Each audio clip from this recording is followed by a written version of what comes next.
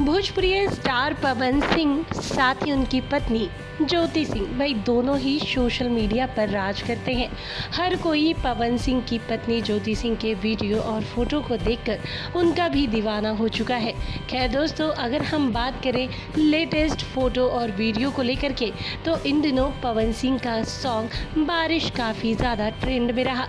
अब ऐसे में पवन सिंह अपनी ही पत्नी ज्योति सिंह के साथ रोमांस करना कैसे भूल सकते हैं।